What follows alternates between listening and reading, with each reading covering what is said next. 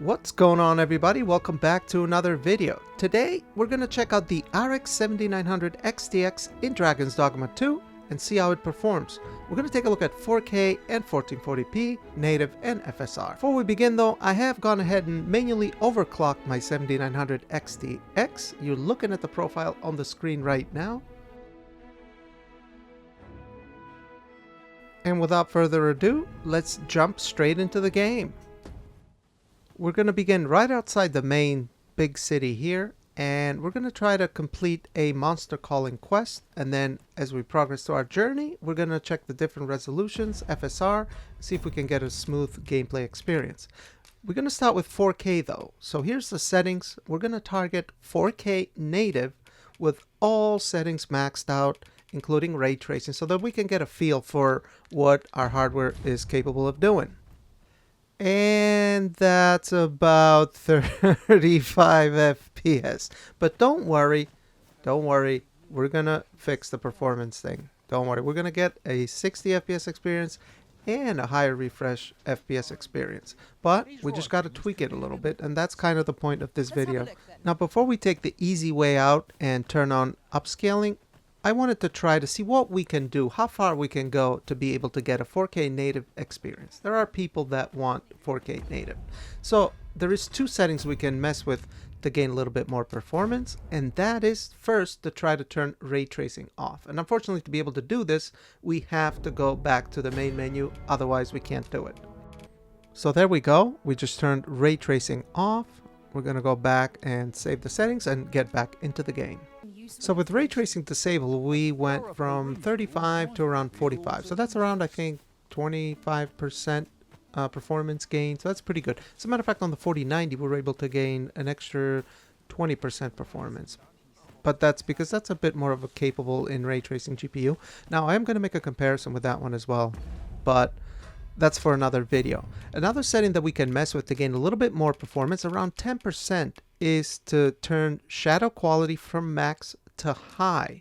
Now, going from max to high, what happens is that the shadows become a little more unstable, a little more flickery. It's not all that noticeable unless that stuff kind of bothers you. For example, for me, it's a little bit noticeable, but it's not too bad. So we were able to go from we were able to gain around 10% more. Again, the FPS is going to vary depending on what you do, but I think this is about as good as we can get as far as a 4K native with this GPU.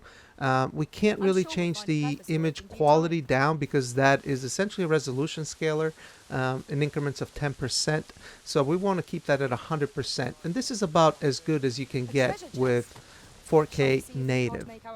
Another thing we could do here to make our experience a little more consistent is to use a frame rate cap, and that's what I've done here. I've set a 40 FPS frame rate cap on RivaTuner statistics server, and as you can see here, we're able to maintain a 40 FPS 95% of the time, and it's pretty consistent. So 4K native on the 7900 XTX, it's doable, but at 40 FPS. I know that's not for everyone, but that is what I can come up with without messing with the image resolution scaler. But anyway, let's take a look at FSR and see what that can do for us, because I want to be able to use ray tracing, because ray trace global illumination in this game actually looks really nice in my opinion.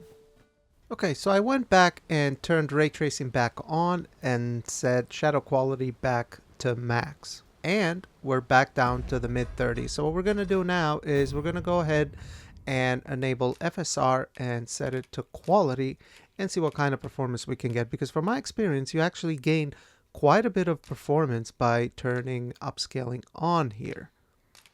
On the 4090 that I tested on the previous video, I was able to get quite a bit of performance. And yeah, I mean, look at that. We went from 35, 40 FPS to 85. That's almost the doubling of our performance, our frame rate. That is really good. Let's make our way to the quest objective though and get into some trouble along the way and just monitor the performance, see how good it does, because from my experience actually playing in the open world, it's actually pretty smooth. You do run into some hitches every now and then, but it's not so bad.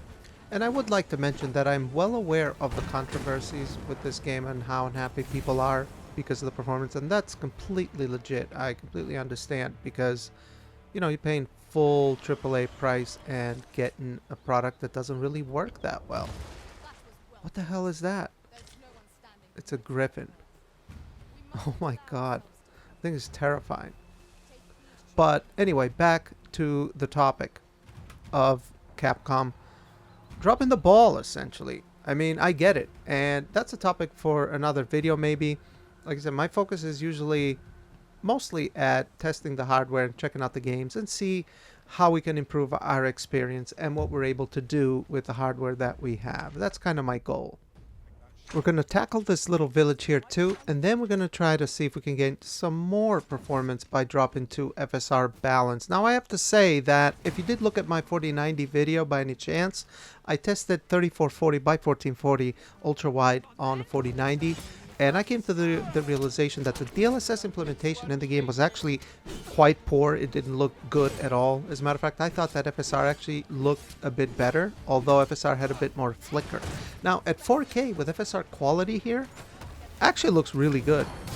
It really does. So I don't know if it's maybe the bigger resolution, it does a better job, or maybe it's just RE Engine itself that does such a poor job with upscaling technologies anyway, that maybe it did a worse job in ultra wide. I don't know. I'm just assuming here, because I can tell you right now that going from 4K native to FSR Quality, the image quality is actually really good. And here we are actually using ray tracing, and all the rest of the settings are maxed out. So we're well above 60. We've been well above 60. We've had a couple drops, you know, here and there, especially when that griffin landed. We did have 3 little micro stutters. I think it happened every time he picked up a bison. Don't quote me on that, but I think that's what happened. But other than that, as you can see, the frame times have been really good, actually. And every time you open the map, you also get a little stutter, which is going to affect your 1% low. That's probably why our 1% lows are in the 40s. But anyway, I think we get a good idea of how FSR Quality performs with the 7900 XTX in the open world area. I think it's time to take a look at FSR Balanced and see how much more performance we can get. Although I don't think it's going to be that much more, because I can already see that we're hitting some CPU bottlenecks in a couple areas. But anyway, let's give it a shot. Alright, so we're going to go into the settings and drop FSR from Quality to Balance and see what we get. As you can see, the rest of the settings are all completely maxed out still. We'll accept it, go back into the game, and well, we've hit 100 FPS. That's pretty good. Now, looking at the GPU utilization, it is dropping below 99. It's dropping to the mid 90s. So we are kind of beginning to hit a little bit of a CPU bound area, but so I don't think you really would be able to get a whole lot more FPS in this game, just because how CPU heavy it is. I think it would be around 120, 130. It went to 130 when we looked up at the sky. Let's get into some battles though and see how it works. Oh boy, the wolf call. I actually haven't encountered any wolves in Dragon's Dogma 2 yet. I remember them in Dragon's Dogma 1 because I began playing a little bit of the game in anticipation for the sequel. And oh boy, these wolves were so nasty.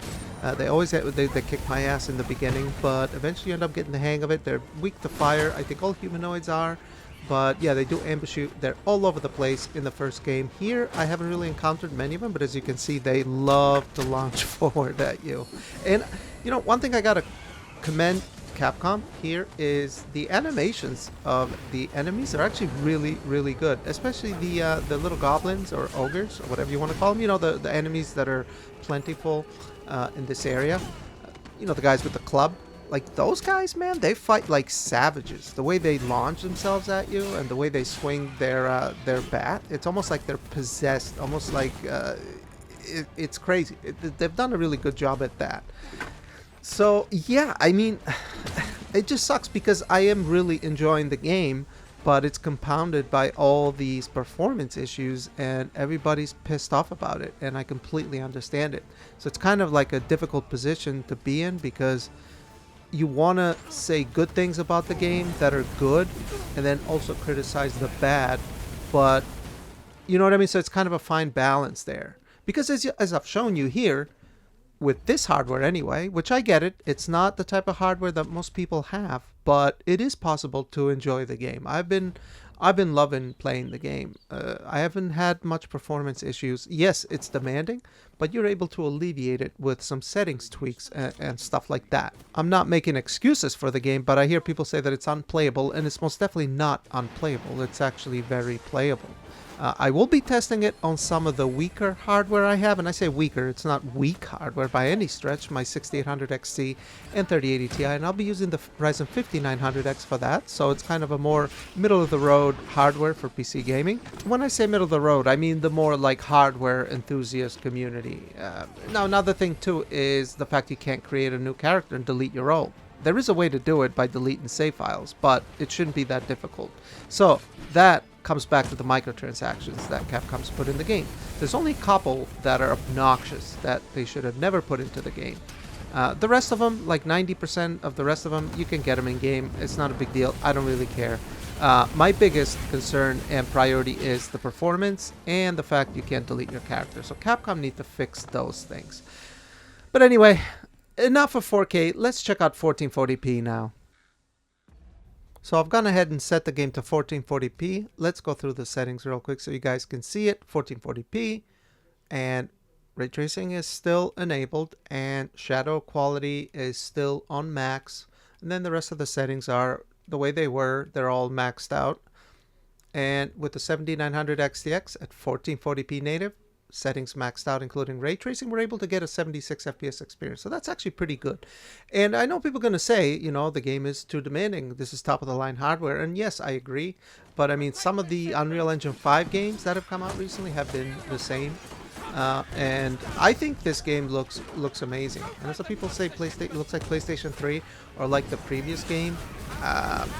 No, it really doesn't. I might actually make a comparison if enough people think this. It's leagues ahead of the first game. Definitely not a PlayStation 3 game. Now, as far as the combat goes, I only played the first game for about 8 hours recently. I would say as far as combat goes, from my experience anyway, playing a fighter there as well, I would say they feel about the same. So, if you don't want to put up with a bad performance and you never played a Dragon's Dogma game, grab the first one. It's actually really, really good. The only thing it sucks is doesn't have widescreen support, but there is a way to do it if you look it up. I did it, and that's how I played it. It looks great. Looks amazing. But anyway, we get a good idea what 1440p native is. Let's check out 1440p FSR Quality and see how that looks, for one. And then it was also interesting. I had a pretty interesting battle with 1440p FSR Quality. So let's take a look. Before that though, I'll show you the settings that we're working with. Went to the options and set FSR from nothing to quality because we were doing 1440p native. The rest of our settings are still ray tracing's on. All the settings are maxed out. And yeah, I go here trying to make my way across the river, see if I can fight that lizard guy, because I remember those guys from the previous game. And I get the hell scared out of me by this guy. I did not see him. He completely pounded me. And then my pawns disappeared. I don't know where the hell they went. Turns out that they went all the way around to try to get to me.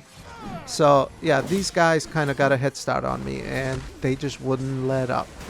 But I just want to show you the performance metrics right now, because with 1440p now and FSR Quality, you can clearly see that we are below 99% on the GPU. So we are hitting some pretty hard CPU limitations here. As a matter of fact, we are CPU bound. You can clearly see GPU utilization is at 80%.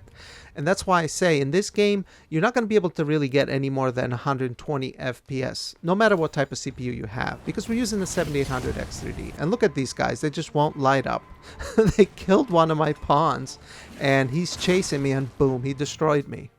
But anyway, I wanted to get some revenge, so I ended up going back for him, and now I knew where he was, so I could try to spring a trap on him, just draw his attention, bring him down, and then luckily we didn't draw the attention of his friend across the river.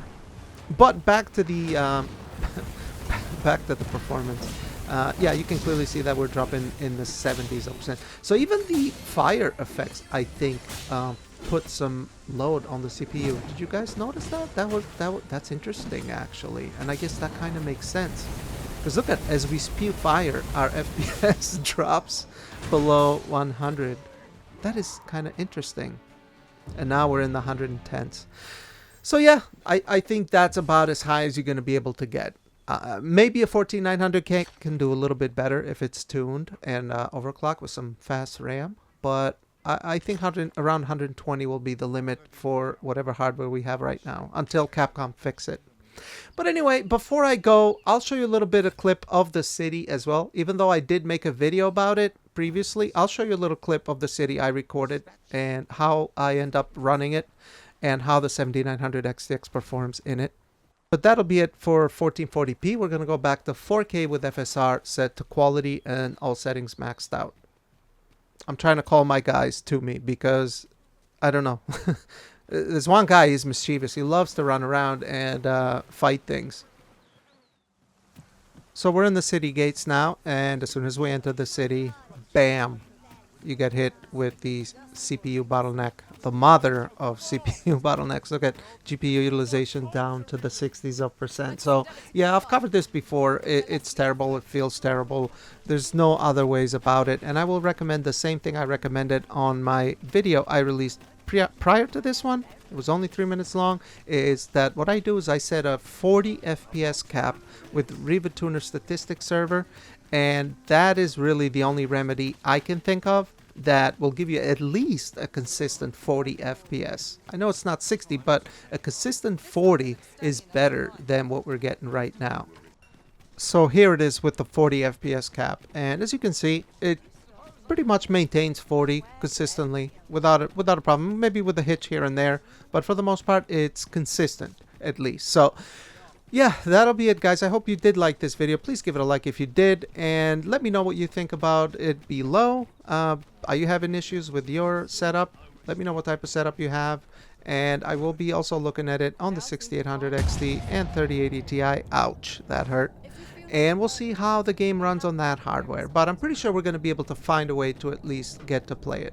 So you do what you want with your money, and if you think this is not up to par, which I do believe it's not up to par, don't buy it.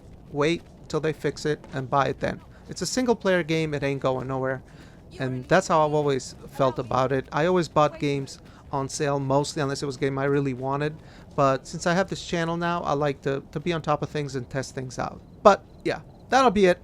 Thanks for watching. Again, subscribe if you want and like if you liked it. Bye bye.